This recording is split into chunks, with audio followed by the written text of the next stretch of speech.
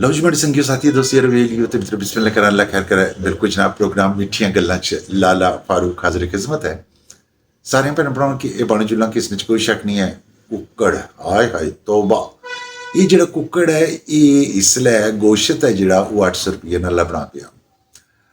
ਬਹੁਤ ਸਾਰਾ ਮਹਿੰਗਾ ਹੋਈ ਗਿਆ ਵਾ, ਇਸ ਵਿੱਚ ਕੋਈ ਸ਼ੱਕ ਨਹੀਂ ਹੈ। ਲੇਕਿਨ मैं कई दफ़ा ये भी सोचना होना पता नहीं लाल खाने या राम खाने सो तक उसी कि मीरपुर मैं अपनी सतह नहीं गल कर सक कि मीरपुर च अजकल राती आनी है, पहले दिहाड़ियाँ आनी सी गड्डी, हूँ राती आनी है।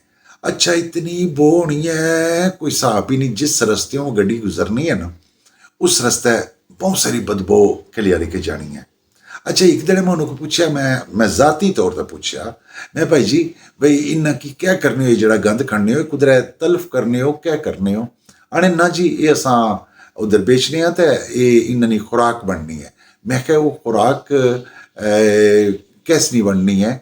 आने भी वो खुराक इन्ना कुकड़ा वास्ते ही बननी है।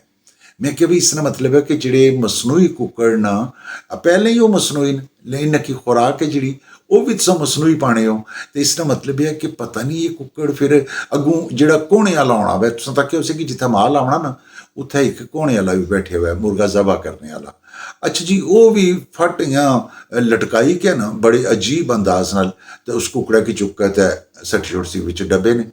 अच्छा बंदा जो कोल खलत्या होना अज तक मैं तो नहीं कोई ऐसा बंदा तक्या जिसे ये आख्या हुआ है कि गल सुन ये भावें चूजा जड़ा जिस तरह भी पले आ जिस तरह भी, लेकिन मी इत्थे तो तकन दे भी तू लाल भी किया तकबीर शारग वाकई कट्टण हुई है, कोई नहीं कट्टण हुई।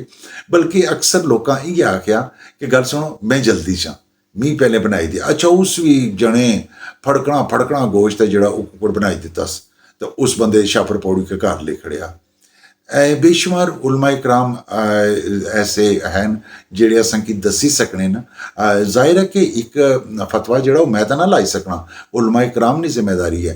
मैं आना कि आया कि ये वाकई कुकड़ है जड़ा ये असां हलाल खाने पे या आराम खाने पे मिकी ज़रूर कमेंट से दसिया है। अल्लाह पाक सा की मजीद अजर सलामती दिया दियो। लाले फारूक की इजाजत। प्रोग्राम मिठियां गल्लां जीने रहा फिर एक मौजू नाल हाज़र होसां। अल्लाह सोने ने वाला है।